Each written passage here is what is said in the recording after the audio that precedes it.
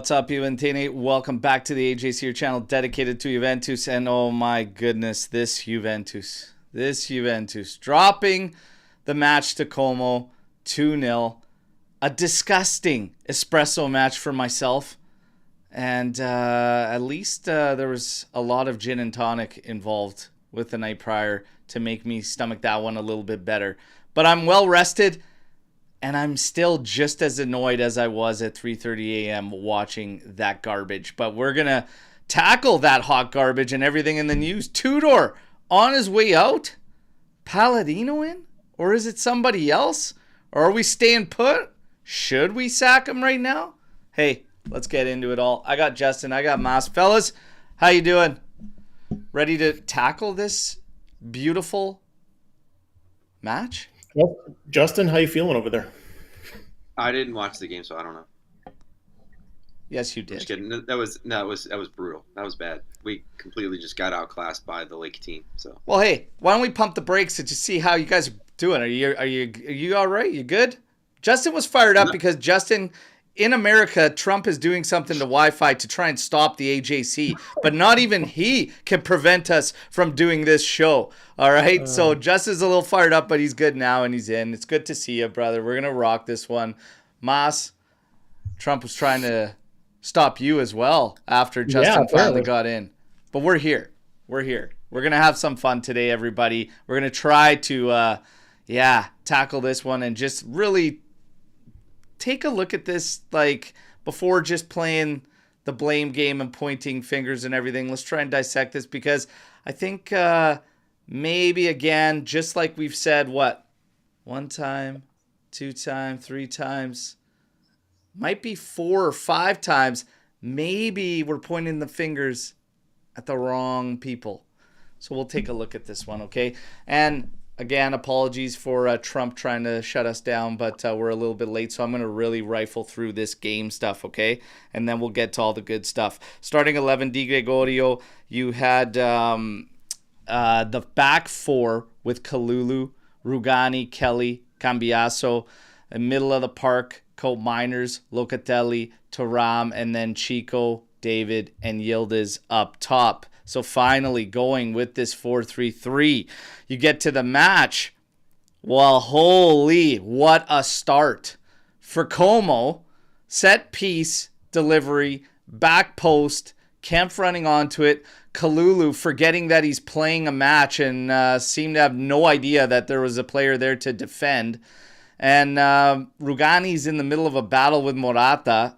Nobody ends up contesting a ball that would have been an easy header out, and boom, smashed in your goal. 3 minutes in, 1-0 Como.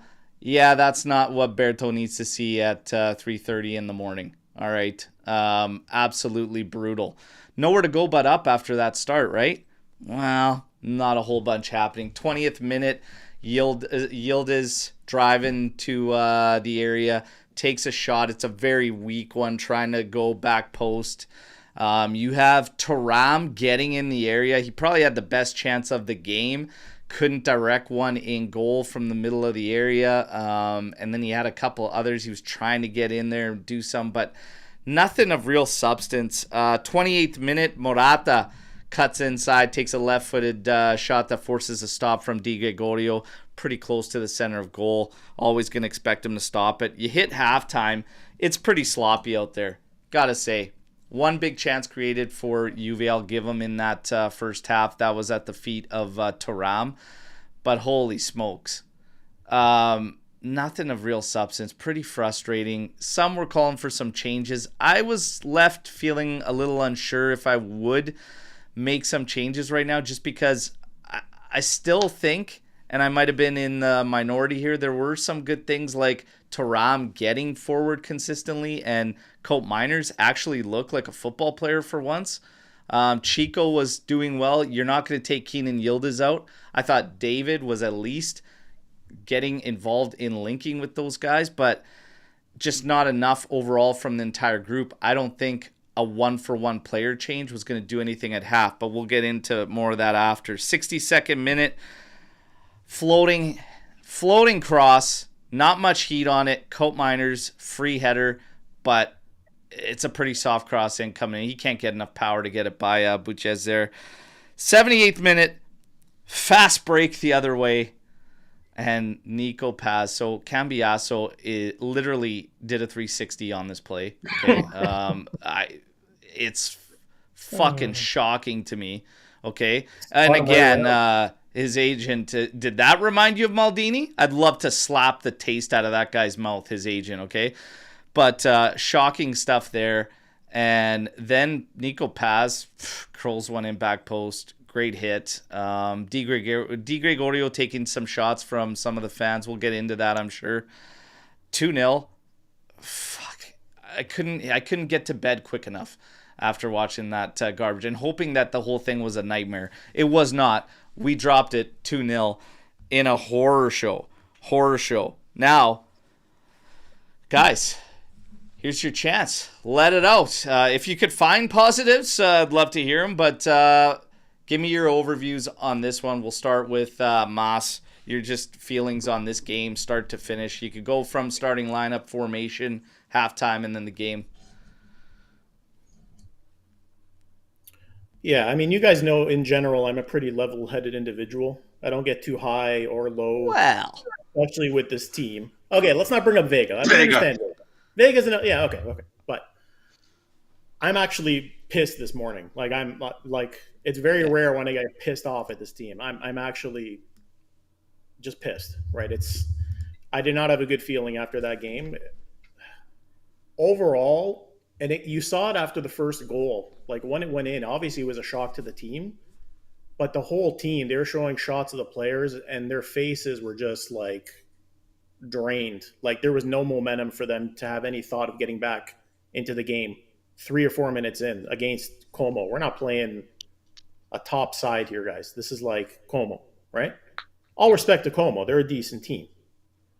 But 3-4 minutes in, if you're looking like that already, I mean, it's a problem, right? The formation, 4-3-3, obviously we were screaming for that. It happened. Personally, in terms of the lineup, I would have liked to have seen Adzic in over Coop Miners. Coop actually had a pretty good game, like you said. So, but wouldn't mind getting Adzic some playing time. But overall, guys, I have some notes I'll go over later, but it was a disaster from beginning to end. yeah. From the players, from the management to even the pitch conditions. Did anybody notice? Like we couldn't stay on our feet. We were slipping all over the place. Chico couldn't stay on his feet, that's for sure. No, it was a friggin' disaster. And he's got the best center of gravity of anybody on the damn team, and he couldn't stay on his feet. So, yeah, I mean, so it was just a disaster. But I'm not going to go into depth because everybody knows it. It was a shit show, and pretty much sums it up. Yeah, disaster. Justin, your thoughts? I mean, the best part about watching this game was the scenery behind the stadium. It was kind of nice as opposed to seeing a bunch of just empty seats. Great view outside of the stadium. But yeah, the pitch looked like it was in bad condition. The players were falling over themselves. The Cambiasso was being a fucking ballerina. I don't know. They were just bad. They got outclassed from the start. You could tell when Como started the press. We weren't ready. They didn't seem like they were ready to play a game yesterday. And it just continued the whole match. Yeah, if I had to look, like some of the things, I don't think formation or setup was an issue.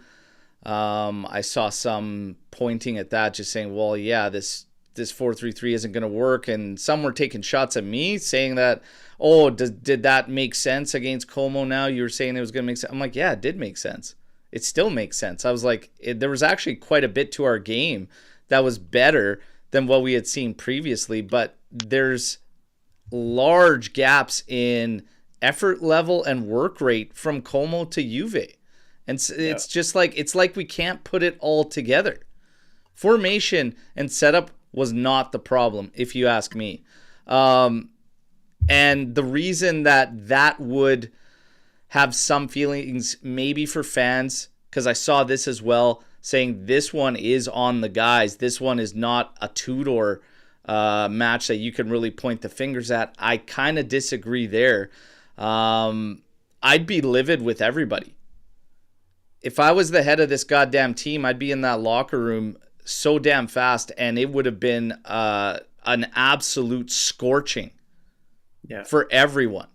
because I'm be like, how in the hell can this guy over here in Western Canada tell you on a preview show exactly how Como plays, exactly what they're going to do, and you have these guys walking out there seemingly unprepared or caught off guard or surprised by what Como actually does well. I don't even know if you call that a press from Juve, because Como they played out of everything with such ease.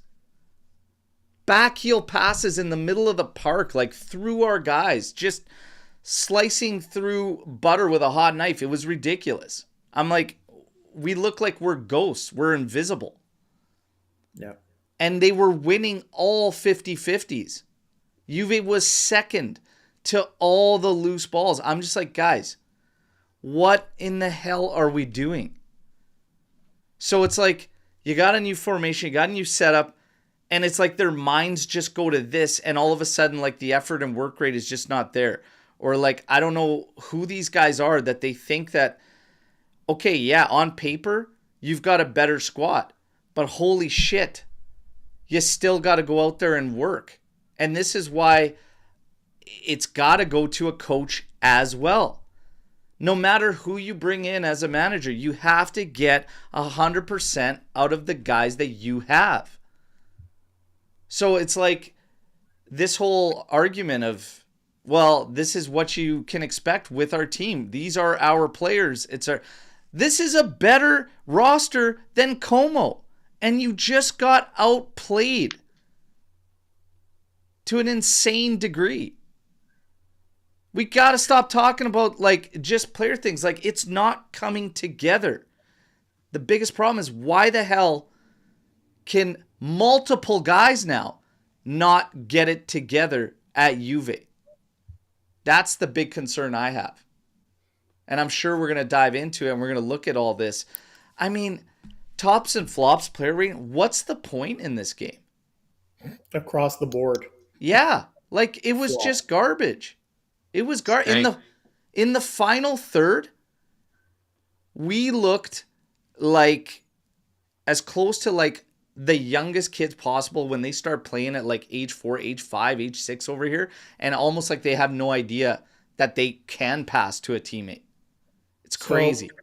So, 57% pass completion in the final third yesterday. That's higher than I thought. Yeah, 57. That's bad. That's still bad. That's really bad. That's higher than I thought. I thought it would be like 30s. It was brutal. It was brutal. It actually looks like we're dribbling a grenade once we get into that part of the field. They have no... I've been saying this for weeks, and we've all been saying it. Like, clearly the final third is a massive issue for this team. We brought in all these forwards. Somehow we can't figure it out. It's like they're stumbling. They have no ideas. It's... I don't know. I'm at a loss why it's time and time again, though. It's season after season. It's the same story. Yeah. I'm at a loss. Like, I'm at a loss. It's mind-blowing. I'll tell you another thing. Anybody not putting any blame on Tudor, one only has to look at the fact that he made his first sub at the 76th minute. That was crazy. Like, it took 76 minutes to realize there's an issue here. Like, make a change, man. Honestly. I mean, we might as well get into it because it's the major one coming out of this. And I'll hit you guys with some headlines too, everybody in the chat, and obviously Mas, Justin. We got it all when it comes to Tudor, okay? You're hearing of alternative names, okay?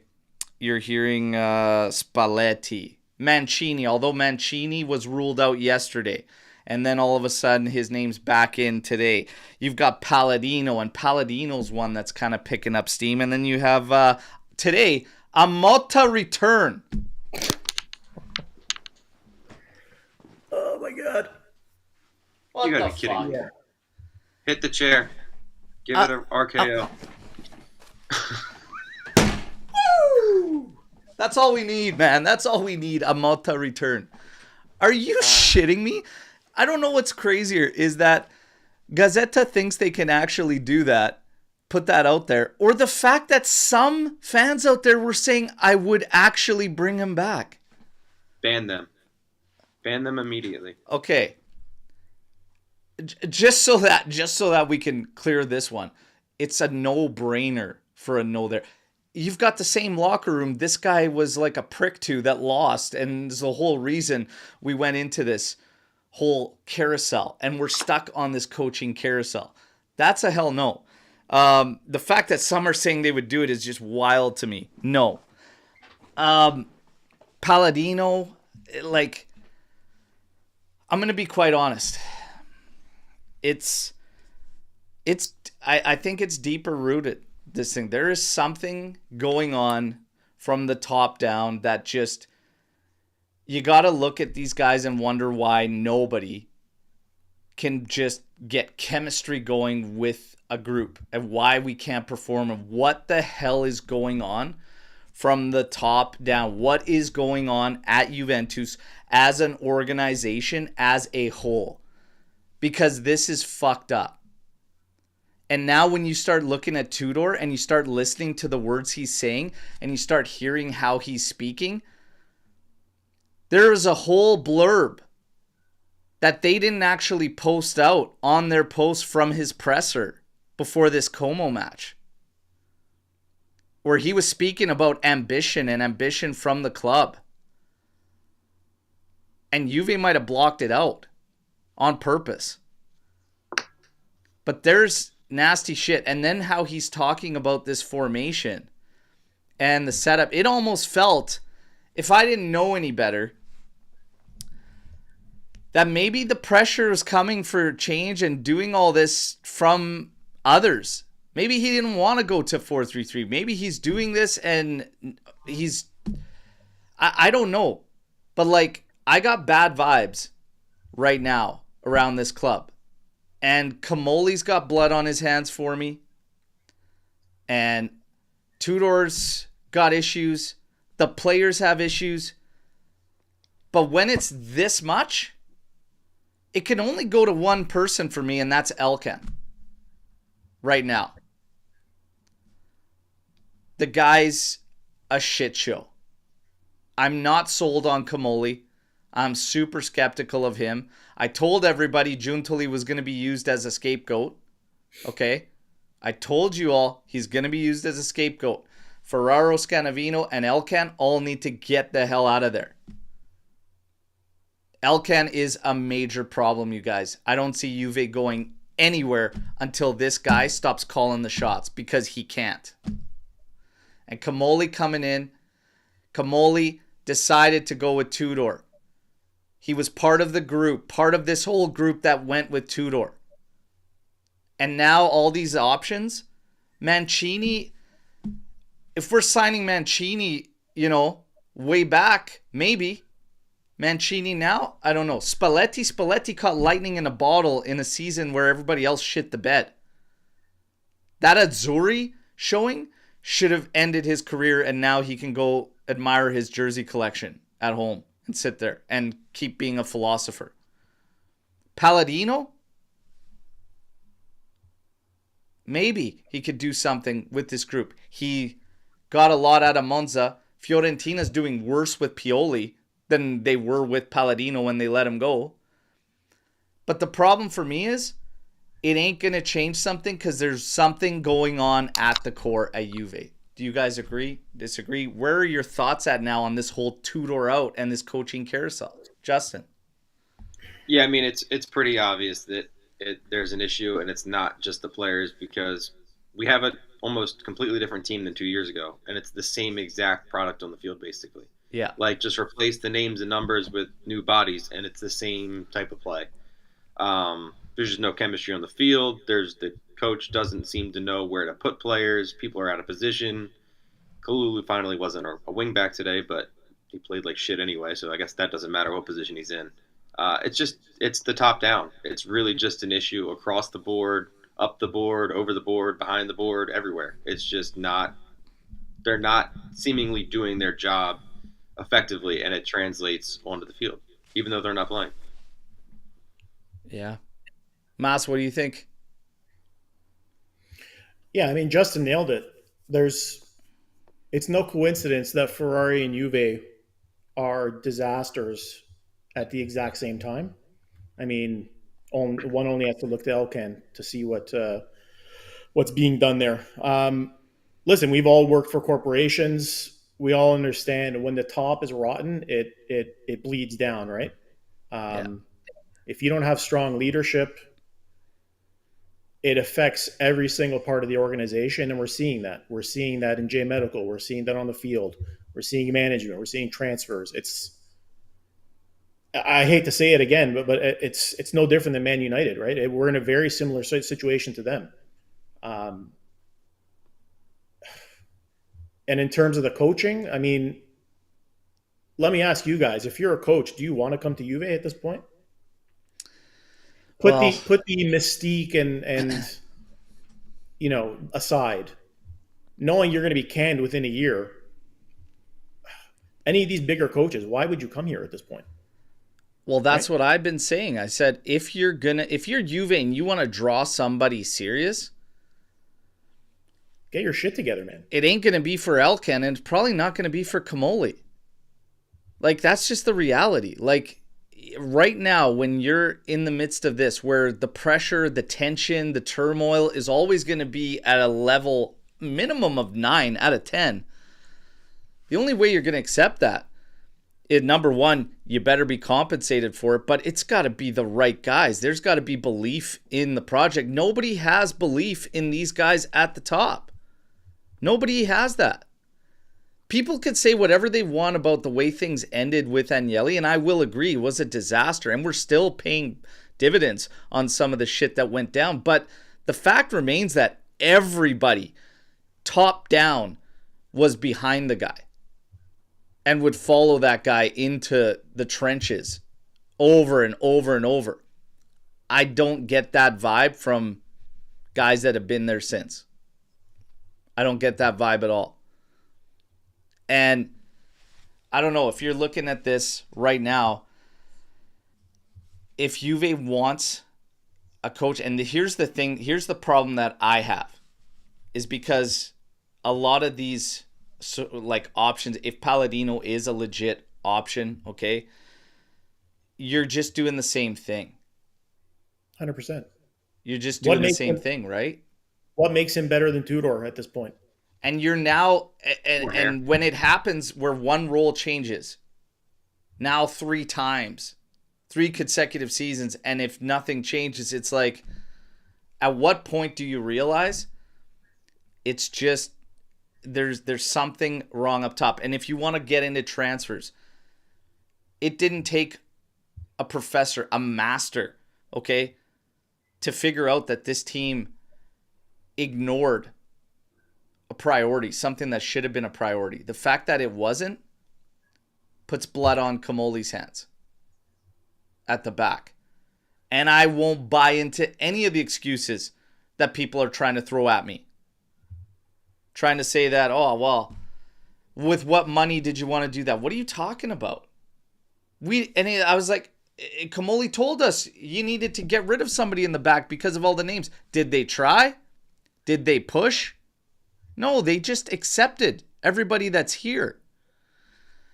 Everything is being driven by finances and not ambition. Yes, you can't avoid the finances, of course.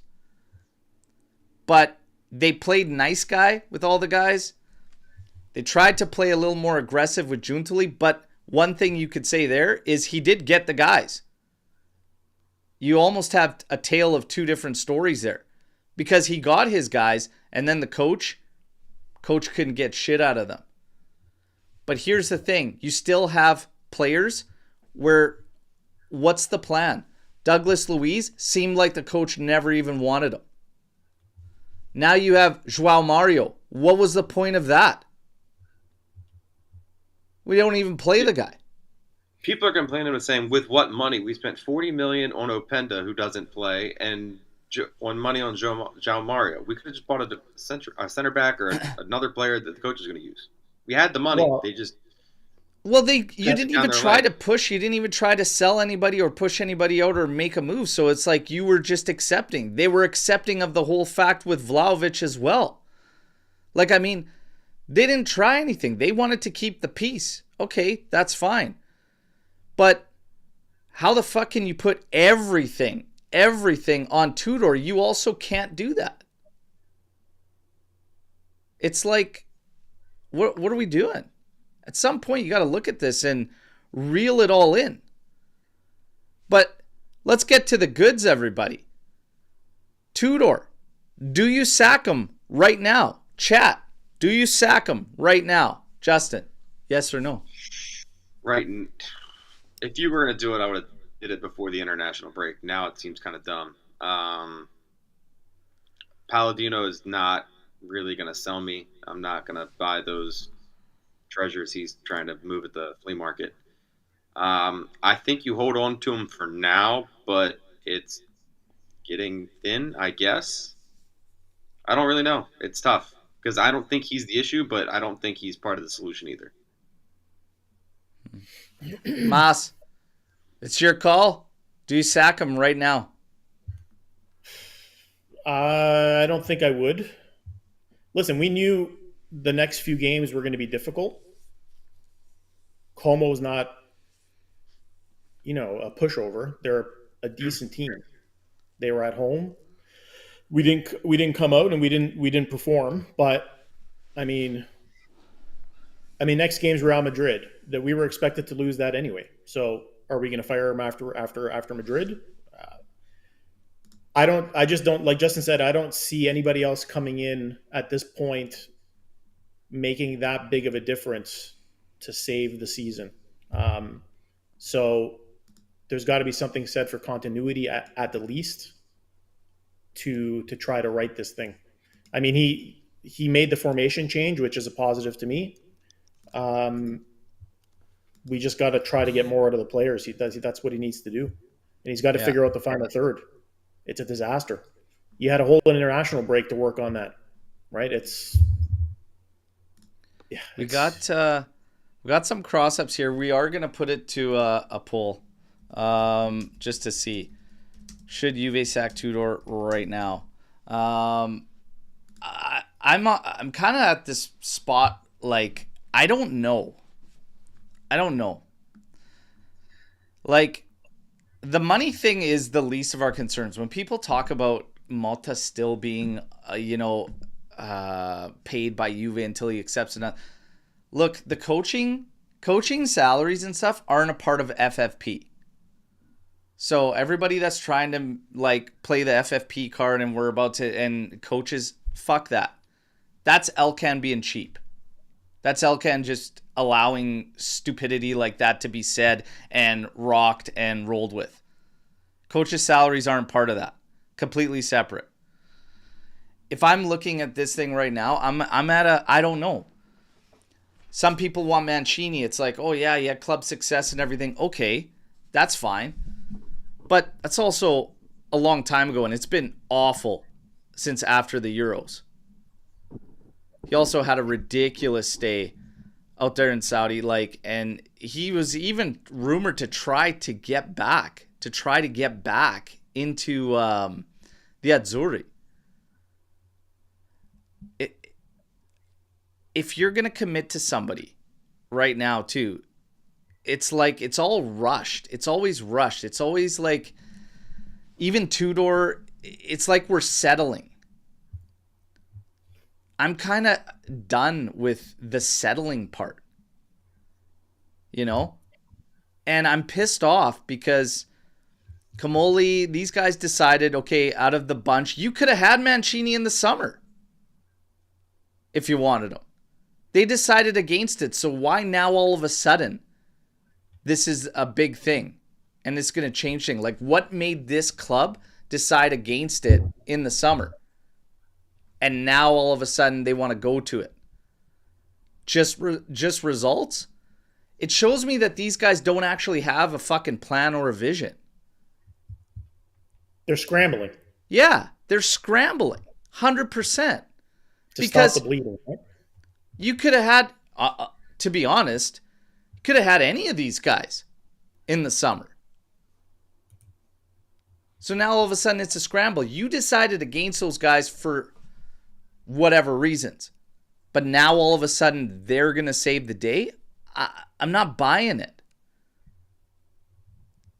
There's bigger issues here around this club.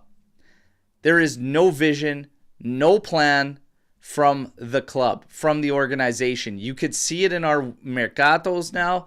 It's scattered. It's run by the finances. Elkan's only giving a shit about the books, which you do have to pay attention to, but there's no plan. There's no vision. Like, we're just freewheeling. And I don't know. I don't know how you fix this or how you correct this. For the time being, we're going to be, going through a season just trying to get by, just trying to hit minimum objectives. So I don't know if I say yes to sacking Tudor right this second. Our objectives. We keep falling into this as well. Our objectives have changed, boys. You know? My expectation going into the season was fight for top 2. Like, you got to be in the top 2 fight. Yeah. I think it's clear now. It's damage control. That's a problem. Every year turns into damage control. We're at damage control. Bremer getting hurt again did not help because he's the only glue back there, and it's kind of. But they didn't take that into consideration in the summer or any other transfer period. We all screened it. We all screened it. You're relying on Bremer, who's coming back from a torn ACL. You're relying on Cabal, who's got the same situation. You're just hoping that that's going to all work out. We knew it was not going to work out, and we're exactly where we thought we were going to be. That's the frustrating. We are who we thought we were. But let's bring in 4 forwards or whatever it was, because that's the area of need. I don't know. Income Skanga with we are 3 points out of top 2. Yes. And we heard that with Mota for 2 months straight before people started to buy into the fact that it was junk and nothing was changing and nothing's progressing. The 4-3-3 I would roll with. I'll be quite honest. Like, guys, would you keep rolling with the 4-3-3 at least out of that game? Yeah, but I'd make some personnel changes. I don't want to see Coop Miners anywhere near. Don't even let him in Spain. Don't let him travel. Keep him home. Send him back to Deutschland or whatever. That's Germany. Just send him back to the Netherlands. Just leave him away from the pitch. Don't let him go. Play McKinney. Play Adzic. And don't play Cambiasso either. He fucking stinks. I'm so sick of him. Coop didn't have a bad game though. He was decent. He's gonna get destroyed. We're all listen. The game's going to be a disaster. We know that going in. I mean, I'd like to see Adzic over Coop too. Don't get me wrong, but I mean, in the 4-3-3, he didn't look horrible, which is basically the level we're hoping for now. Anything but horrible for him, right? But I think Berto, you said it right. I think the 4-3-3 helped Thuram in terms of being a little more offensive, which was good to see. Yeah, but again, like, you go to this team and you go to that game. I don't think Cope Miners was bad in the game against Como. I think the group was awful. And somehow, and this is what just baffles me, and it comes down a lot of it to turnovers. Stupid turnovers. You talk about a 57% pass accuracy in the final third from Juve. Turnovers kill us. Turnovers kill us, and they're always high up the pitch, and it's when you've got 2 midfielders against Como getting up involved trying to help the attack. If we bail on the 4-3-3, the last thing is a 4-3-1-2, where you have 2 strikers and you try to get these guys going, and you have Yildiz playing advance. You pretty much diamond up that midfield. That's like the last thing I would try in trying to get these guys to have some type of cohesion or some type of play up top, something that like clicks. Because right now, I just don't understand why absolutely nobody, no matter who the players are or anything, just can't get these guys to click. it's wild to me. It's absolutely wild to me. I don't know. But if and I had to get that guy out of here. Yeah, he's gone. Bacon King there. Jesus. Thank you, sir. Holy. Just an absolute clown show. Now, what a Yahoo. 50% yes on sacking Tudor right now. 50-50. Wow. 50, Do you guys want to hear another? Do you want to hear another crazy stat from yesterday? Yeah. I love jokes. Who do you think led the team in touches yesterday? Probably a center back. Lloyd Kelly. Lloyd Kelly, yeah. Lord Kelly. 91. King Kelly. It also took us a whopping 63 minutes to get a shot on goal yesterday. 63 minutes. These are all crazy stats that are consistent with later from Allegri 2.0. Long periods of matches. He had good players too. I mean, shit. Good players around, and I don't know. Everyone's pointing to Max now. Look at what he's doing with Milan, etc. It's like I don't know. Like a roster can't be ignored. I just don't know where to go from here, man. I'm at a loss. Like I'm still so pissed off about yesterday. Like the 2 points out of the top 2 spot is kind of how I felt when we talked about Malta all last year. It's a Band-Aid. It's a mask of what you actually see on the field. Yep. I'm actually not angry, like as angry as some people are. Like, oh my, like some people are just flat out furious. I'm really not super pissed off because we did have some shots that just weren't on target. And God forbid we just get lucky and something goes in. You get a different result and maybe people aren't as upset. But to me, the issues are you need a center back that is decent. I feel like the guys that they're trotting out there just aren't. There's no chemistry because they're constantly rotating. You go from a 3 to a back 4. That's not going to work right away either. Rugani wasn't playing. Now he's playing every game. Kalulu's been a center back, a right wing back, a right back. I don't think that's going to work out for anybody. They just need to find something and the right mix of guys. And there's just certain players I wouldn't use anymore, at least for a while. Yeah. Listen, what makes me upset is they came out with no heart yesterday. Like they weren't even wearing a Juve jersey. They might as well have been wearing an MLS kit. Like none of those players understood what it meant to wear that jersey. Like there was nothing. It was like a bunch of just zombies out there. You cannot show up to a game like that and not have a will to win. Like that's unacceptable for me. Yeah, and that's what I was talking to when we were looking at this game as a whole. It's that not being able to put everything together. It's like sometimes you do have the fight and you have the heart, but it's like your setup fails you and doesn't make sense against that opponent and you don't change it at half. Or you'll have, your setup's not an issue, you're creating well, then you have execution problems from players or whatever. It's like they just can't all come together and figure this thing out. But I'm with you, Mas, on yesterday. I thought it was just very weak from Juve in general, and that's what gives me the fear that it's like same old, and I've been saying for a while, when you have a lot of the players that are the same, that have been trying to tough it through this tough period, all that, call it whatever you want, PTSD or whatever, just sticks with them. And it's the same old. And I don't necessarily feel that Tudor's lost the group. I don't think he will lose the group. He protects the group, so he shouldn't lose them.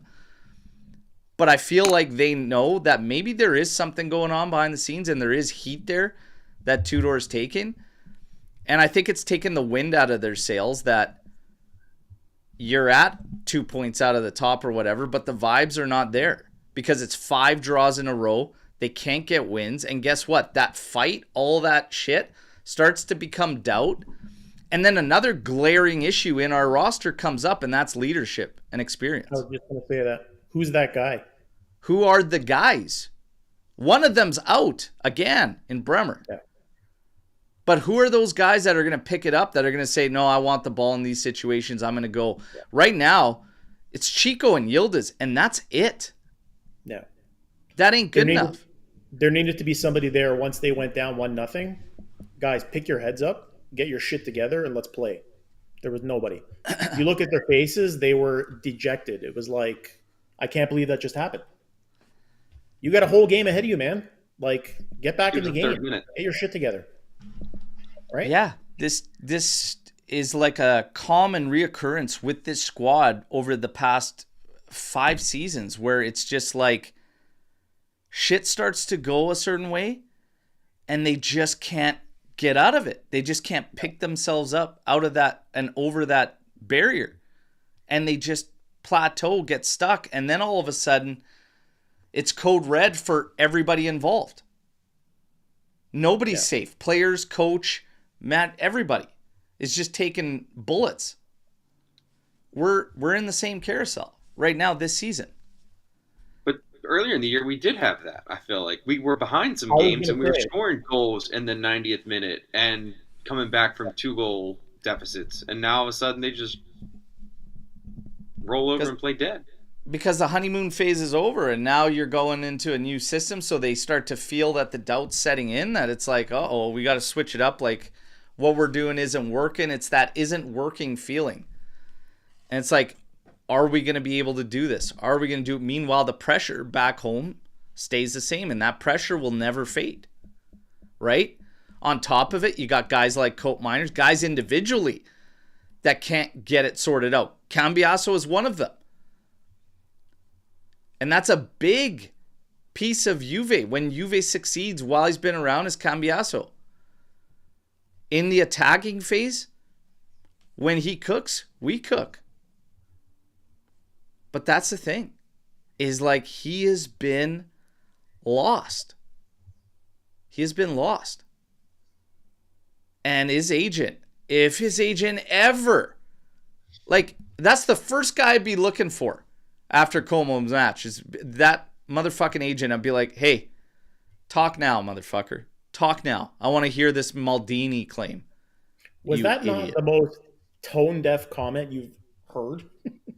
Jesus There's a little bit of Christ. Maldini there. Daniel Maldini, maybe. Not even. No, I'd rather have Daniel, especially at left back. Good God. Especially the way you're the going to guy put a forward at left back over Cambiasso is what we've come down to. It's crazy. Cambiasso is completely lost. For his agent to talk like that is like... Yeah. Read the room, and this is what bugs me. Do we all, like, when we look at our group of players, you got a guy's agent talking like that. It's like, what? This guy's talking like that? And does this player actually believe this shit? Where's the accountability?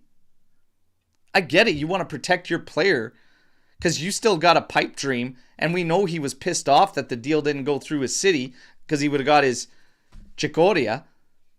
And now he's just talking smack. Meanwhile, your player's out there dropping 2 out of 10 performances.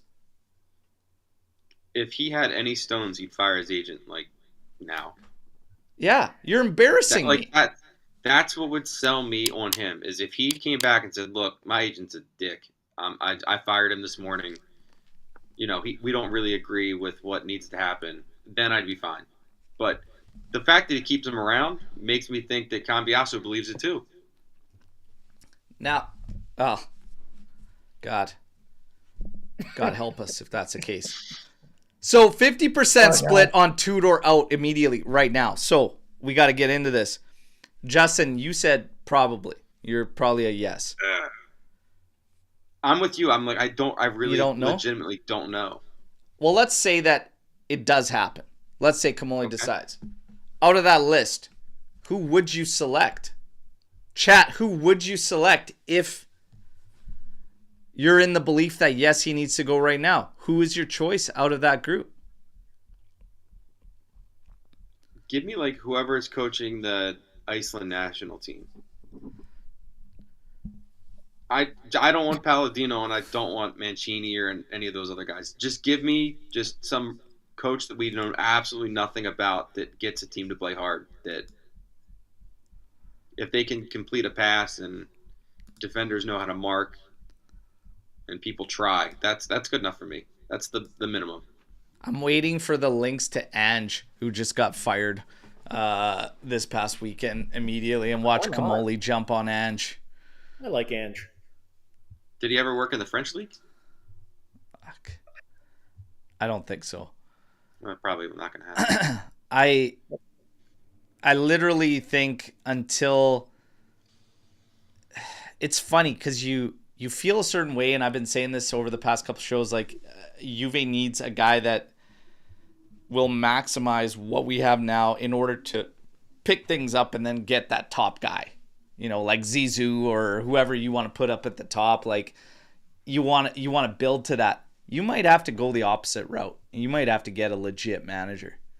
You might have to get a top tier guy and just bite the bullet, pay, and say, hey man, we are going to commit to you for several seasons. Like, but again, here's the thing. Even if it's a top tier elite coach, and this is where the problem lies, everybody, even if it's a top tier elite coach, if those results are horrid, can you just stick it out through all costs? Are you willing to go to like a 7th or 8th spot if that's what it took for you to be able to manage to get the guys that guy wanted? Because we constantly have this battle of, well, these aren't Tudor's players. And this isn't, and that's another thing that drives me nuts is our mercados never make sense for the coaches. And Tudor started talking shit about that too with Como in his presser, saying, well, they're like this, small fake side that spends a lot, buys a lot, but it's like bought by the coach. It's not like that because they're sporting directors. That's a hint. Fabregas and Como took notice for the small fake thing. But that was a shot at us. That's him saying, I didn't really have say. That's flat out him saying that. I mean, they didn't confirm him until like 3 days before the first game. Of course he didn't have a say. Yeah, that's flat out him saying, it's awesome. That's not the real world where the coach is picking the players. So that's him telling us. But that's another thing that pisses me off and makes no sense. Not to work with the guys that you have, no matter who you decided and whatnot. It's absolutely silly to me. But besides the point, like, I don't know who I'd pick. And Juve might be in a spot where they have to do that. But are you willing to drop to like whatever it took to stick to that guy? Would you do that? Well, is missing Champions League what we need now? It's a crazy, crazy thought. Well, we're going to do that once UEFA gives us the penalty anyway, so what's it matter? Yeah. Well, I remember that penalty season in 23-24, and we thought, oh, this might be good for us. We can win domestically, get our hopes up, and then pick up everybody's belief, self-belief. It didn't happen. Oh, I don't know. The problem is the manager that you need who would have sort of full autonomy to do whatever the club needed to do to get it right would never come here at this point. Somebody like a Klopp, somebody like, I know people don't like Pep, but Pep would be, I'd have him in that stratosphere. Who's doing the Trivago commercials? That's why. Vidal and Skanga say yes. If you hire the guy that you want and one of those elite tier coaches, they're willing to go to whatever it takes result wise at the beginning. So I put Klopp high up there personally, for me personally. But he would need to. If Klopp came in and it was like your first season's going to be 7th or 8th, like, are you willing to go? Am I willing to go to that? I don't know. Here's my fear. It's like Yildiz is going to be gone. You're going to lose guys. You're going to have problem bringing guys. Does Klopp help bring in guys? Probably. Does your management and upper brass draw players? Fuck no. ADP will have a huge, you need serious guys in the world of football to help dig you out of this spot. You're trying to do it with, it's like you got a leak in the John and you're hiring a clown to come fix it. Yeah, it's patchwork. Yeah. I don't know. In all seriousness, I'm at do the you guys point. think you could manage this team to 10th place? Like, if you got sent to Italy right now, could you finish in 10th?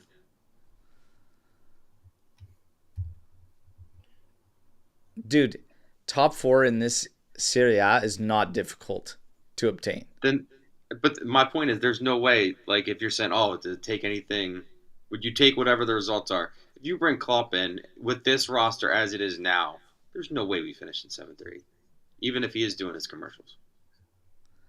Yeah, I don't think so. And here's the thing with when we talk about, he said he'll never come back to coaching. I see that, Tomas. Money talks. Bullshit walks. Juventus is less than 2% of Exor's corporate umbrella. It might be time to actually be a fucking owner that has ambition, that cares. That's all I'm going to say. Maybe you stop cheaping out at that role.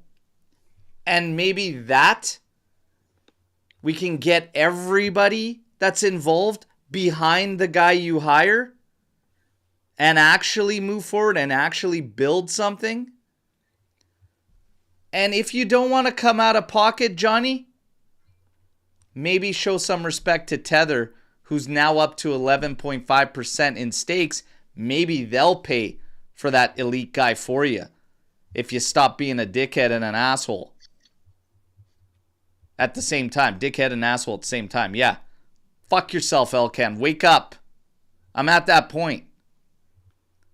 I'm done with the Mickey Mouse shit. This team's like, what are we doing? Who are we? Values. You're nickel and diming your best player right now that's got all eyes on him everywhere. You're dropping a game to Como, embarrassingly, all at the same time. You're thinking about sacking a coach for guys that you could have had in the summer that you decided not to. Now all of a sudden, who are we? What is this? That is piss poor leadership from the top down. Period. They got to figure it out. I don't know what the hell the case is. We got Real Madrid on Wednesday, boys. Can't this wait. game will have nothing to do with Tudor. Let's be honest. Yeah. Because everybody was saying, well, the Como, Real Madrid stretch, the Lazio stretch. You have a ton of quality to try and make up for in a gap there in this game. It's going to be all hands on deck. It was nasty from Tudor against him in the Club World Cup. It's going to be nasty again. And here's the fear. How do you make up for that lack in quality? It's always the same. Fight, grit, and make life living hell for them. We couldn't even do that to Como. Como did that to us. I got bad feelings about this one. Bad feelings about it.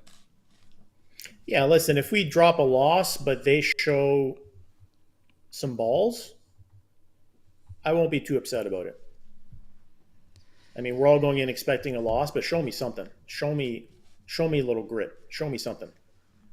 In the chat. Gotti's gonna play. And so go ahead, Justin. So Gotti's got to play, right? Because that's why everybody loves him. Because he's he is going to play. It's gonna be exciting. Hey, man, it's pick your poison at the back line. And that kind of goes to this. Is this what we're seeing right now? What do you believe? Is it mainly a coaching issue, or is it squad construction problem? What's the bigger issue, if you had to say, out of this team right now? Because I think both are issue, but what's the bigger one? Squad. I think that's pretty clear to me that they're lopsided on the attack. They're light in the midfield. They have a lot of players, but none, I would say, are great. And the defense is even worse, where it's like you have a lot of guys, but not a lot of guys you want to play.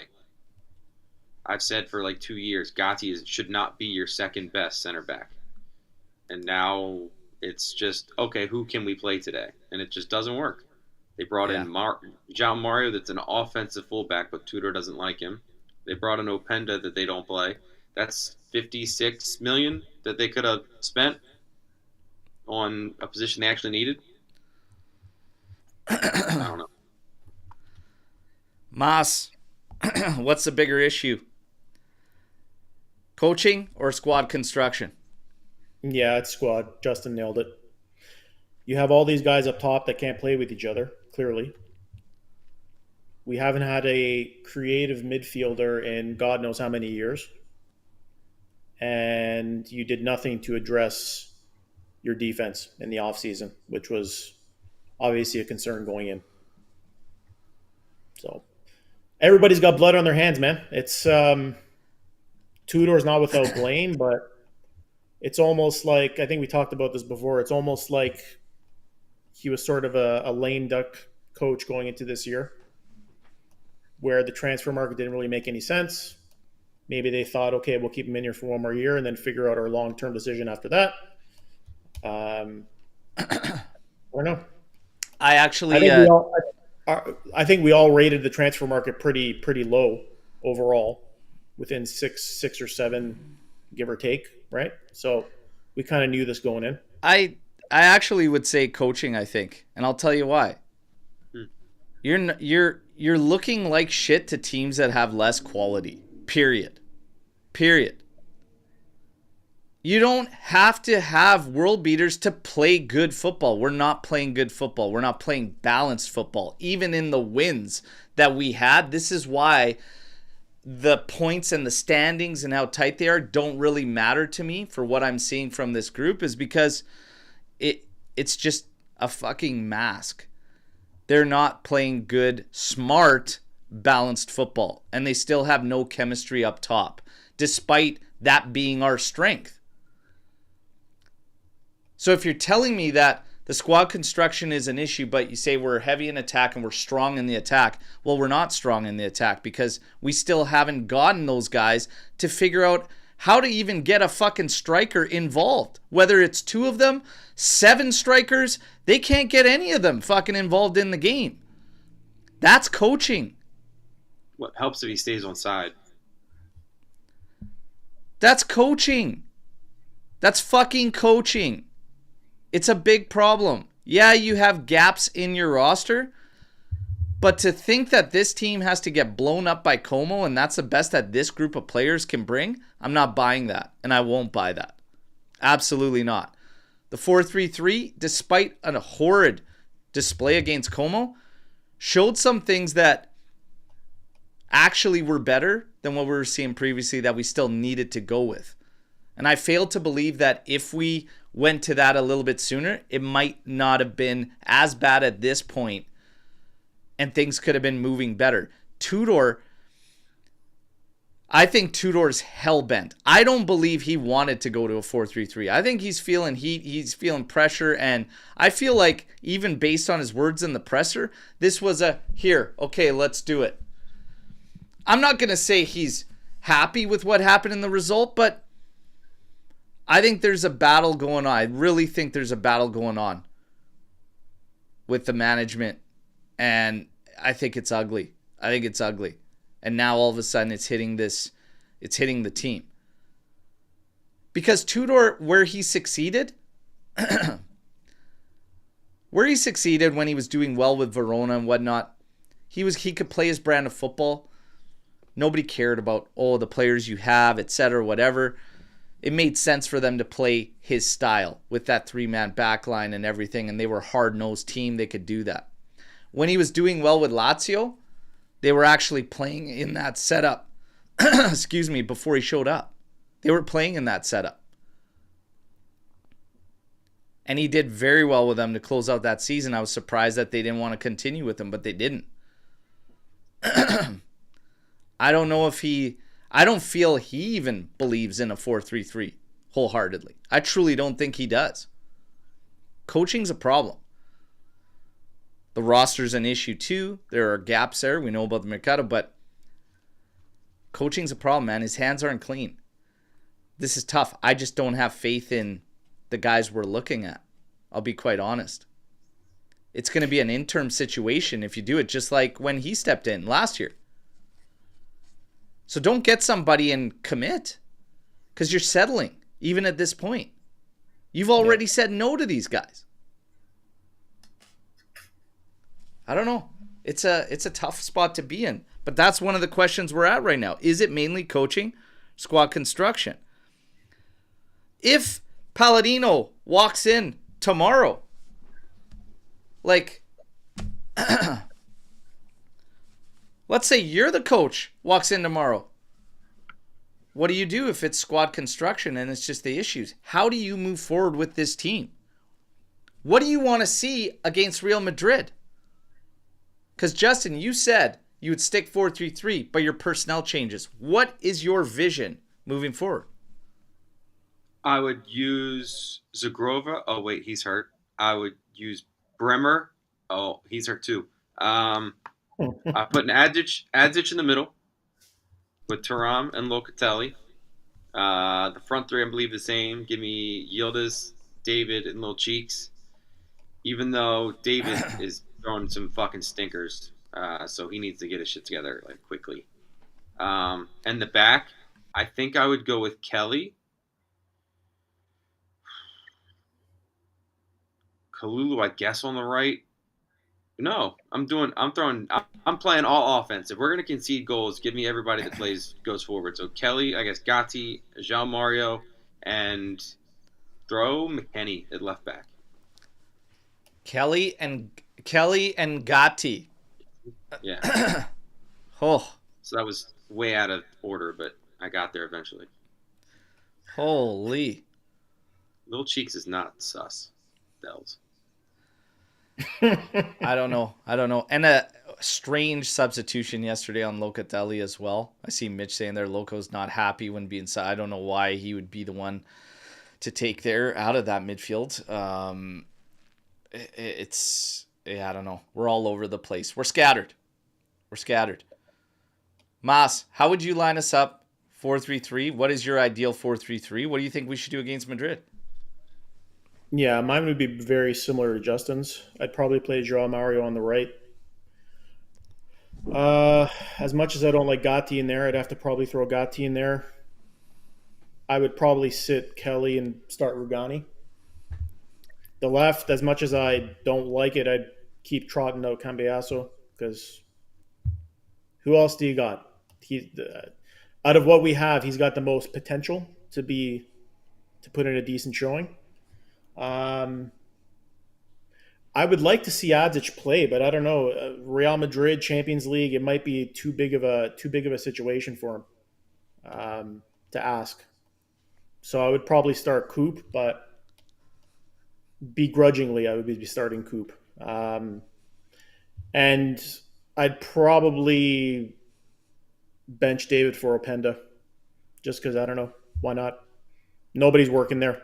Put me in forward. I don't know. I don't know what I'd do at that game right now. I'll be quite honest.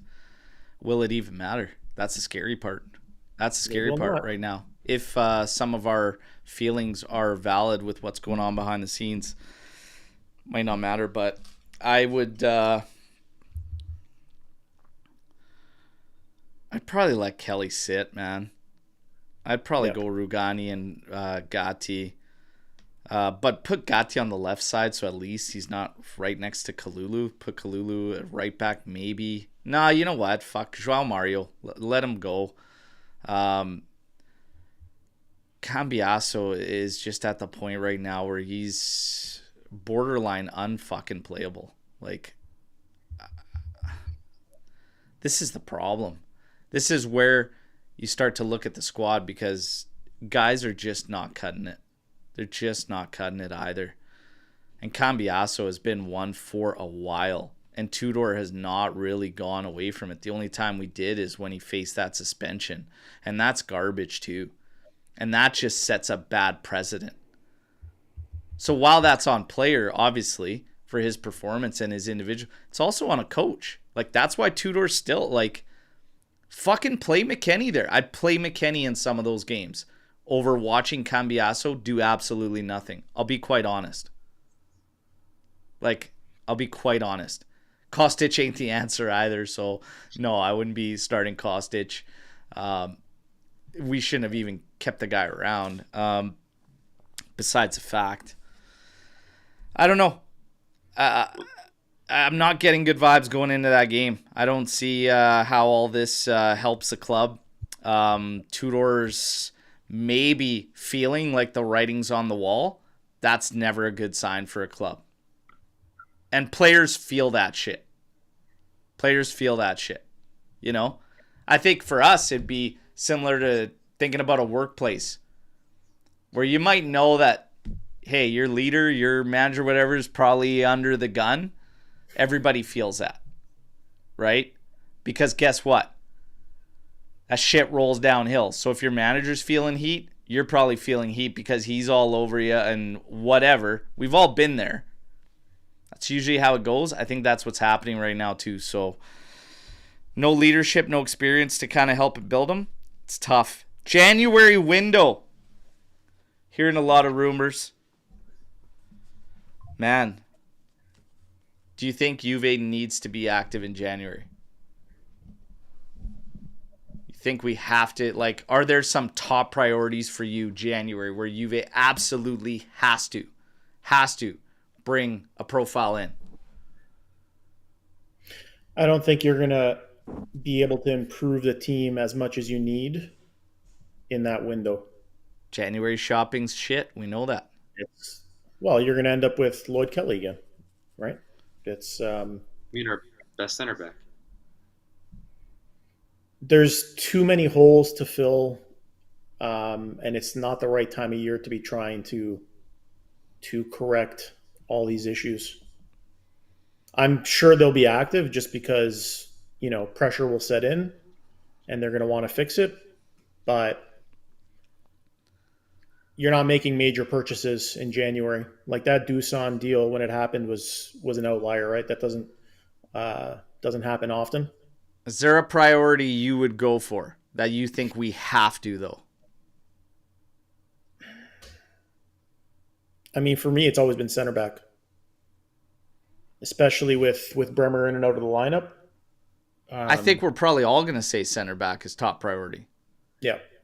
Is there a second that we need to get at? Is a creative midfielder a must for Juve in January? Yeah. And Think so? I mean, yeah, because I feel like one of our other issues is trying to link Locatelli with the attack. And this is going to sound crazy, but I think if we realize there are holes, we should try to fill the holes. I don't know why you would sit there and go, oh, this is an issue. Well, let's not do anything about it in January. I mean, the options may not be great, but it's better than not doing anything. We're taking the Ron Jeremy method, I guess. If there's holes, you got to fill them. I mean, I guess you got to fill the holes, man. But you're put in a situation where you're in desperation mode and you're making decisions that may not be right long term, and then you're stuck with these guys. That's the thing. Then can we do a loan or without paying $20 million for a fee? Everyone else gets like $2 million loan fees, and we're sitting here paying. Yeah, but 10. then you do the loan. What if the player turns out, and then you go into the summer, and then you're not willing to pay him outright? Pay the team outright to keep him. Do loan with option? I don't know. I'm not, like, if I had to look at this, like, here's the tough thing. Can you get away with that creative type with Adzic and Miretti? At least get by, you know, through the season. Like, I mean, we still have seen very little of Adzic, but I'm not willing to just completely bail on him. And Miretti needs to get fit, for God's sake. So the good news out of today's headlines was that Miretti and Jagrova did train with the group today. So we'll see how it goes for them being in Spain. Otherwise, Lazio, they should both be available for that game. Fullback and center back might be it, because right now this is one of the things with Cambiaso. It's like he's putting in stinkers and we have nobody that could just claim that spot and take it. Like, that's a problem too. So center back, fullback, probably the highest. And I think you should definitely not just bail out on Adzic completely. Like, that's not going to fix anything. It's not going to help anything. Yeah. I'd also like to see if we continue with this 3-man midfield. Like I always said, you can utilize a guy centrally that plays north-south in the middle and maybe split up Locatelli and Thuram so that they work opposites, and then you have that attacking, and then that system can turn into a 4-2-3-1 on the ball, which should in theory help Chico and Yildiz as well, potentially even the striker, because somebody comes up centrally that can actually help take some attention away. It's a way to get around playing two strikers. Because if we play two strikers, one of Jagrova sits, even though he's not playing a bunch and he's got to get fit for Christ's sake. But Chico, you risk Chico if you go in a standard 4-3-1-2. But if you utilize a Miretti or an Adzic to play out of the middle of the park, north-south, in the middle of Thuram and Locatelli, that's the difference in still maintaining Yildiz and Conceição on the pitch and still having a striker that can have some presence centrally and up top with him to help. I'd probably have tried all these fucking things before this time. But again, that's just me. That's just me. Man.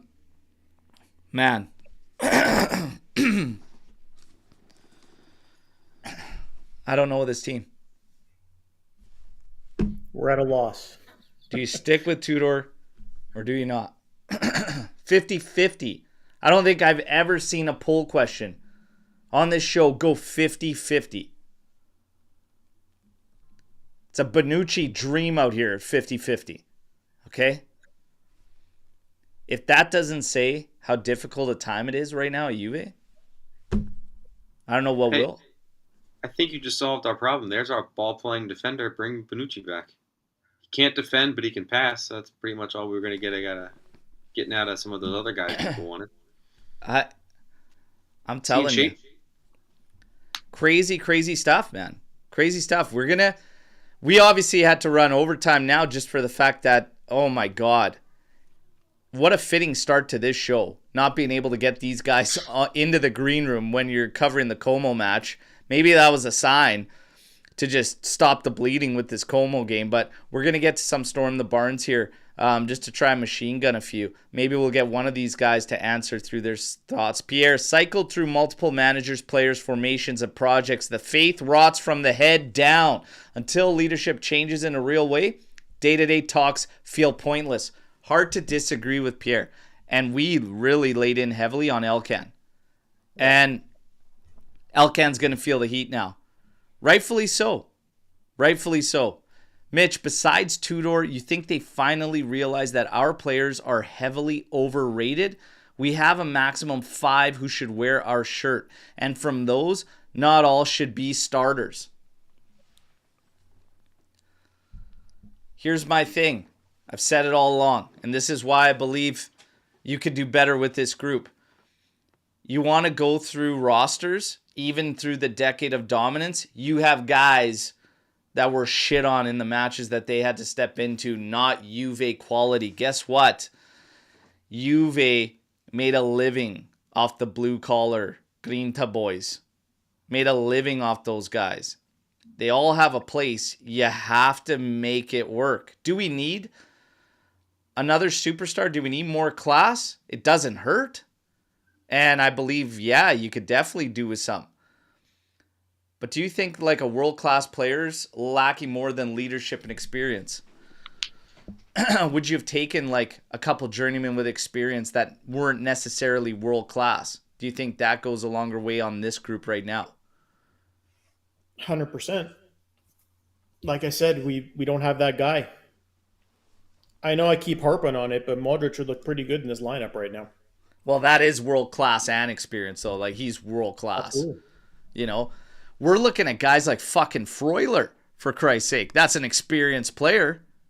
He lacked, but I mean, does he really bring much over that? I think we missed the boat on some of these guys. I'll be quite honest. We didn't even attempt. Or De Bruyne, Jesus. We had two obviously talented midfielders. I'm like, you don't want them. Yeah, it's tough. It's tough.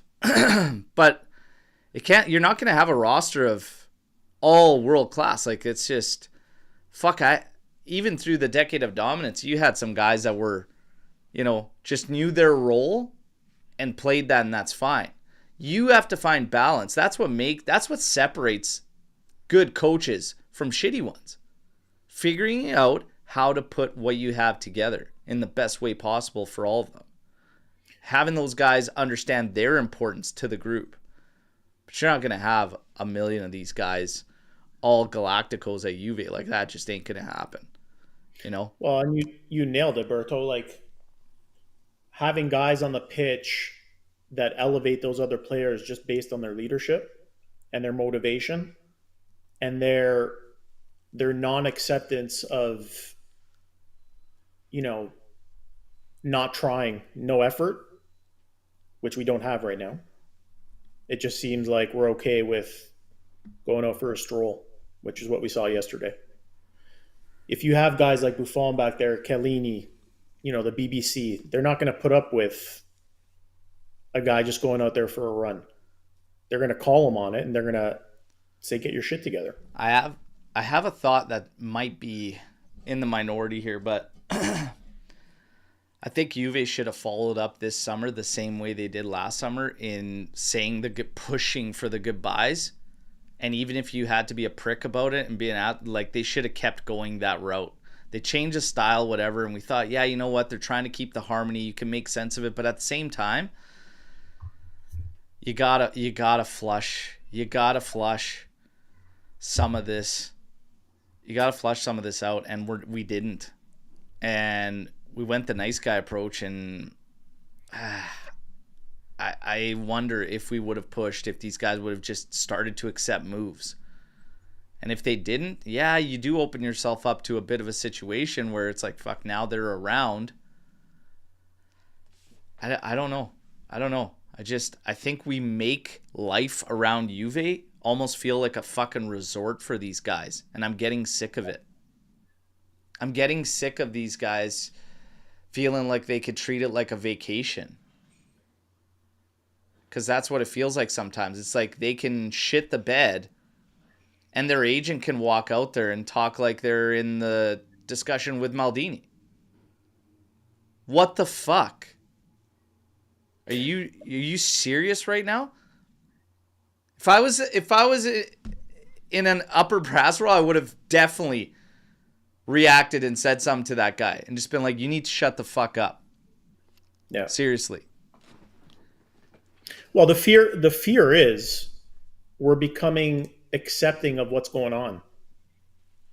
Like, we're okay with the management the way it is, J Medical the way it is, performances on the pitch, poor management. It's the longer this goes on, it just it gives the perception that this is just the way it is.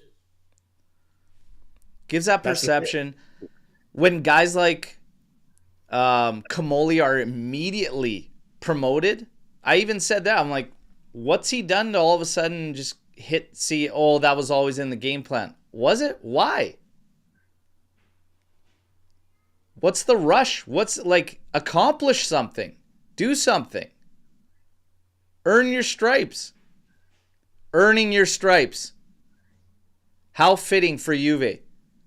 Because for quite some time now, there's too many that aren't earning those stripes. That should be the tagline for the rest of the season. Yeah. Earn your fucking stripes. Trademark that before they get a hold of it. God damn it. And also, speaking of Maldini, what's he up to? Can he come work for us? He likes us, right? Is it Juventino? Is it just me, or what's this Get Mancini? He was the one in the court who pleaded to get Juve relegated, and he was a piece of the puzzle why we really went down. Can we stop it? Learn history. Mancini, how about the fact that he's just a plug in his last coaching fiascos? Before you even get to the history, which, there you have it. If we were firing Tudor now, give your honest point of view of Palladino, Mancini, and Spalletti. Are they real options? Anybody that comes in now would be intern for me. And you'd still be playing for your job. So here's the thing. Mancini and Spalletti, I don't actually think they'd accept. Because I don't think they'd be willing to do that. And that's where Juve needs to be. And that's where my discussion about guys that are in top tier, Mancini and Spalletti are not top tier for me, okay? If you're going for a guy that's top tier, he's got to be legit top tier. You have to be willing to commit financially, and that's the guy that you could commit to long term and be like, okay, anybody else that comes in out of the list we've heard, for me, intern, period. Yep. Like, you're playing for your job. The only guy on the list I'm hearing that would do that is Palladino. That's the only guy on the list that would do it. If they were going to actually treat it like an interim spot and be like, you got to play for your job, just like Tudor did. The next guy should be the same. You're coaching for your gig, man. Like, enough's enough. Somebody's got to put the puzzle together. But how much better off would we be with Palladino? Well, I don't know. That's where I'm at. God damn it. Like, is the devil better than a newer option? I don't know. But we knew that Tudor was tactically limited. Yep.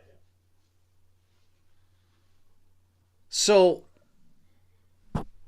Motta was stubborn as all hell. Tudor's like tactically limited and stubborn is what he was showing. So now he's gone to a 4-3-3, and it's up for debate and up for personal belief whether or not he even did that because he wanted to, or kind of a here you go moment out of spite. Yeah. So it's like something's got to give here. You got to have something that could do something tactically to raise this group, I think, personally. Because the rah shit ends. It has a shelf life, right? That's kind of what we're seeing. Now you're out of ideas because your rah shit has hit the expiration date. The milk's gone bad, boys. We knew that, right? Yeah. We did. Thank you. We did. We did. We knew he was tactically limited, but he was still the best of the bunch that we were talking about. I don't think Spalletti's going to ignite this team. No. I don't even think Mancini is going to do it. I'll be quite honest. Palladino? I saw some people shooting for De Rossi, and I'm like, ugh. That's another green to rah guy. It's a tough spot Juve's in right now. But for me, still a little too early to completely cut the cord. Still just a little bit too early. I want to see if he backs it up with a 4-3-3. I want to see if we could find some rhythm. If I were a sporting director, I would sell our dressing room leaders. Loca, Cambiaso, Gatti, and Dusan Wes are going away anyway. We need new leaders and change of mentality. These guys sacked a few coaches. So Loca, Cambiaso, Gatti, and Dusan are going. The only guy I will fight for out of that group that should actually be around is Locatelli for me. Yep. I think Locatelli it's way too unnecessary. Loca's the only guy out of that entire group that I say no. And I've always said it, he's the only fucking guy out of that entire group that's taken accountability for his performances. He's the only guy. He's the only guy that shows any sign of how it should be at Juve. He's the only guy that says the things that are consistent with the Juve of old. He's the only guy in that list I don't sell. You know what's funny? I see Dusan's name on there, and I'm thinking to myself, we thought this guy was going to be a horror show this season, and he was going to be a locker room issue, and it was just going to be a problem all year. He's become the least of our problems. Facts. Yeah, but he scored goals like on the run. He hasn't done shit in his starts either. No, but in terms of him being a negative impact, in terms of him being, a locker room issue, this and that, fair. It hasn't been a story, is what I'm saying. And something that might tie into these performances. Speaking of Dusan, the fuck is with his haircut? Who's cutting our players' hair? Like, they look like idiots. How are you supposed to play good football when you look like that?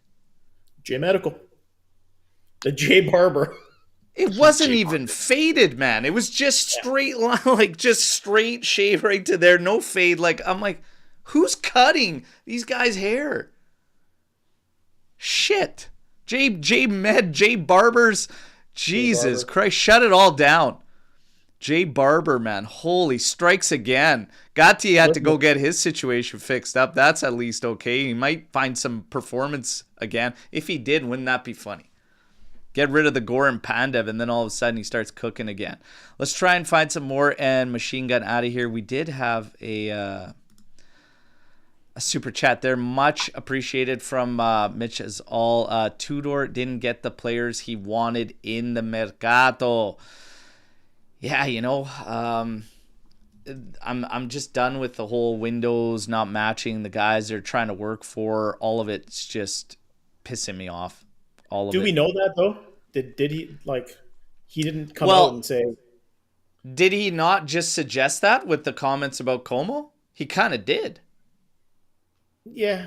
That's the only way I take him saying that Fabregas gets to pick his players. They go and buy all these players for the coach. It's the coach picking them. That's not the reality. For me, that's him literally saying he didn't get that. He didn't get to pick the guys, which is also shitty for the players currently on his roster and any of the guys that came into this team. Isn't that just the sign of a good coach, that you get the most out of what you have?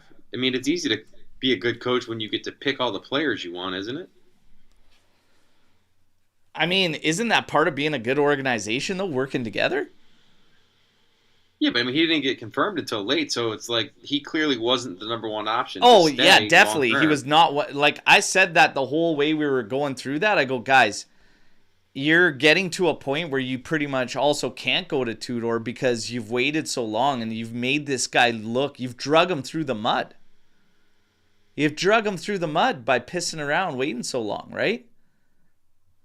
Yeah, but if he's going to be the coach, he can't be like, well, I didn't get the guys I want. It's like, this is your opportunity to show us that you're a good coach, and then we'll give you the guys you want. But here's another thing. We don't know 100% the details. Like, did they try to go for guys that he wanted and we couldn't make the deal? You couldn't find a deal, because that's part of the business too, that some coaches maybe never really actually shed a light on. They're just like, well, I didn't want this guy. Well, you can't be so rigid either. Yeah. You have to have you have to be okay to be able to pivot, just like management has to pivot. So there's this fine line of working together. But maybe, just maybe, to Justin's point, maybe there's a little bit of spite there from how it went down and the fact that, hey, he wasn't our number one. They came out way after the fact. They let the media control the narrative. Another thing about being a leader, being at the top of Juventus, I've said this for years. They need to stop letting the media run their narratives, and they should have shut it down immediately when they were pushing Juve wants this. If they wanted Tudor at that point, they should have known well before it even got to that point in media and been like, boom, this is our guy. And if they backed away from somebody else that they actually wanted before him, and they didn't do that just because of price, that's bullshit too, and unacceptable. Juve should have the guy that they wanted. I'm second guessing whether or not that was actually Tudor, to be quite honest. You know, To your point, if there's holes in the stories, they got to fill the holes. Ron Jeremy, baby. They got to Ron Jeremy, this mother. The solution is the Ron Jeremy way of life, everybody. You got holes, you fill them. All right. Peter North, that stuff. Still didn't see Openda actually play with Juve veterans. I try him with Yildiz and Chico versus Madrid. Sure. He's not an out-and-out one. Like, he's just not an out-and-out one guy at the top. He isn't. So, if you're going to look at Openda, it'd have to be a two-man striker setup for me. He's just not... It's not going to do it. He does kind of make sense to play in that game because we're probably going to be defensive and then look to transition. So he does make sense to play in it.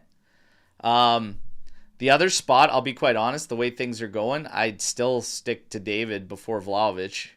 But David, Openda definitely don't have chemistry together, though. Like, the couple times we've seen it, it ain't that pretty. If you play Openda, maybe you go Vlahovic.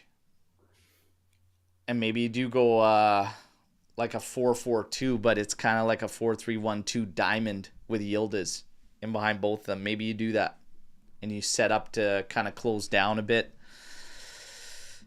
Tough call. I'm open to that, though. We gained a third midfielder in the 4-3-3, but sent both Chico and Yildiz to the bylines instead of keeping them central. What happened to a 4-3-2-1? Yeah, playing them more central. The theory in playing everybody a little bit tighter together centrally is to get them to link up and play together and build some chemistry. And also, if you're all kind of sticking centrally, you prevent those gaps for teams to counter you, right? In a 4-3-2-1, the gaps would be presented to the outside, to the perimeters. It's tough, man. Juve's in a tough spot right now. We are in October 20th, ladies and gentlemen. We don't know our best 11. We don't know our best setup. We don't know what 1A is. That on its own, not a good recipe. Right? Not a good recipe. Some are asking, here we go, ideal 11. We kind of got into ideal 11 there. Is it time to start to beg Tether to buy Juve from Elkan? Guys, been a hot topic, but Juve ownership, selling, where do you guys stand on the whole thing? Keep the family ties? Would you care? Would you be bothered? Justin? No, El can't. Get him out of here. Sell him to Tether. Next. Moss. Pretty cut and dry there from just Jesus. Yeah. No reason to do it. No, I mean, listen, Elken's flaws are out there for everybody to see. I'd be a little hesitant to sell to a crypto company, to be honest. We saw what happened with Inter, what was it, a few years ago? With that sponsorship deal where they had, I can't remember who it was, but they didn't make payments, so they couldn't actually be a sponsor, and they actually had to put Paramount Plus as their sponsorship at some point. So I'd be a little hesitant to put all our eggs in the basket of a crypto company, to be honest. But something has to change. Something. And I'm going to go into another one because it's popping up and it's creeping up more and fans are divided on it. Agnelli back. Would you back it, yes or no, Justin? Nope. Why? That was... We how many times have you said no returns? No returns, no returns, no more returns, no more returns. He got in trouble on the way out, whether he should have or not. Different story, different show. We've seen this movie before, though.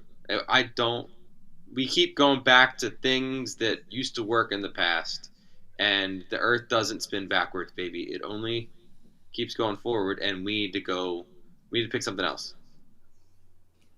I'm tired of looking back. Well, in 1980, it worked with this guy. Well, let's go sign some players that played in the fucking 80s, too, and see how that works out. Bring Del Piero back, trot him out there. Chiellini, Bonucci, what's Mandzukic up to? It's not going to go well. So let's move forward and pick something else. We tried Max twice. People want to bring Malta back again. No, new. Give me something new. I'm tired of it. Flat earther over here. Take it easy. Mas. Yeah, Justin, the only problem with new is we don't seem to be having any luck with new. So you can bring in all the new guys you want, but if they're not successful, our track record is slowly eroding, unfortunately. So Are you a yes to Agnelli back, Mas? I might. Yeah, I might. Yeah, I might be at that point now. Okay. My biggest thing here is I'm kind of in the middle here and literally on the panel. But you've got Elkan that I'm okay if he doesn't sell. I don't believe he has to sell. He just can't be the one calling the shots. Yeah. If Agnelli returned that wasn't in the position, I've always said this, if he wasn't in the same position, calling all the shots. But if Agnelli was the one overseeing the vision, everything, and if he had the right guys in place, I'd be cool with that as a return. So it's technically a return, but it isn't really because he's not back day to day, your face, your everything. Then I'm okay with it. But does he return and it prevents certain guys that I think we should look at to help Juve get out of this spot? Does it prevent them from coming? Maybe. Maybe it does. And that's why I'm kind of like, I don't know. I don't truly know. I'll always love Agnelli. I know how things ended. We're still paying dividends for it, but a lot of it was, he's in a tough spot. Hey, it is what it is. It's done now. He's still responsible for the most successful period the club has ever seen in its existence. I don't know. But all those Champions League wins with his it's a well, hey, we've only won We've only one team two. to win it. We've only won two. Is he the first guy? He made two finals, and we faced the two best squads probably all time. Like, you got two of the best sides ever to face it. That's pretty hard done by. God damn it, man. Take it easy. It's a tough one. It's a tough one. What I loved about Agnelli was he was a forward thinker and he had ambition. Yeah. The vision. Right? I mean, for all its faults, the Super League, he saw the writing on the wall and he basically became the scapegoat of that whole thing. But that's another part about you got to be weary of him come back is the enemies he's made. Yeah, I don't want. That's part of the problem. I don't want the return. If he were to come back and just own and let other people make some decisions, but under some of his influence, it'd be one thing. But I don't think he'd be willing to. Why? Yeah, Nino's not having any of you, Justin. None of you today. For the first time, you guys have never disagreed until now. Crazy. Nino, you need to talk to Justin more, man. I like him. Adam Kahn coming in here. Did you guys hear that Chiro had a brutal leg injury and won't be able to play any games because he's immobile? Immobile. The coach even said that he thinks he will be able to play Chiro 0 matches. Holy fuck, Adam. Sheesh. He gives the double scoop. Love you, buddy. We should wrap up with, come on, guys. We got to wrap it up with the Pomodoro Doro here with our friend Tuna. What's up? Follow him on Instagram, okay, for Tuna's Takes. And get up to see him what he's up to, snacking on and eating and whatever, and hear the ratings. Guys, who was the worst, though? Who's the Pomodoro Doro going to for you? Yesterday's match. Cambiasso. It's Cambiasso. Cambiasso for you. Pomodoro Doro for him. He might. Brutal. We might have to get him a box for all the Pomodoro Doros he's putting up there. Mas, Pomodoro Doro, who are you giving it to? I cannot, in good conscience, give this to one player. I'm sorry. It's the whole team for me. They were all brutal. They all give him one each. I My can't. Palmadoro's going to Johnny fucking Elkan. And I'll tell you why. Because we laid it out on this show for all of you. When you find yourself season after season after season after season in the same carousel, it's more than coaches and players. It starts at the top, and we're going in circles. We're spinning our tires, and we're freewheeling and scattered. That comes from the top. Changing a coach, I don't think is going to be the be-all, end-all. So for me, it goes to Elkan. Right now, yeah, it's clear to see he ain't it for Juve. The fact that Ferrero can fall asleep at a fucking match and still show his face around the club, for me, lights out, over. At that point, I said, buddy, I got good news for you, Ferrero. If I was in charge, I would have been like, you got all the time in the fucking world now to sleep as much as you like because you can get the fuck out. Your shit's already packed. It's out on the street. See you later. And find a way home because your car's been towed, asshole. See you later. Instead, he sticks around, and he's the president of Juve. President that offers sweet fuck all. Elkan, Pomodoro d'Oro for you. All right? And on that note, we end here, everybody. Great stuff, though. A lot of fun. All we seemed to learn was that everybody's got blood on their hands, and Ron Jeremy's way of life is the way that Juve needs to go. Okay? You got holes, you fill them. That's the moral of the story today. We're going to follow Juve along. I'll bring you your news in the build-up to this Real Madrid matchup. I am doing a watch-along for that one.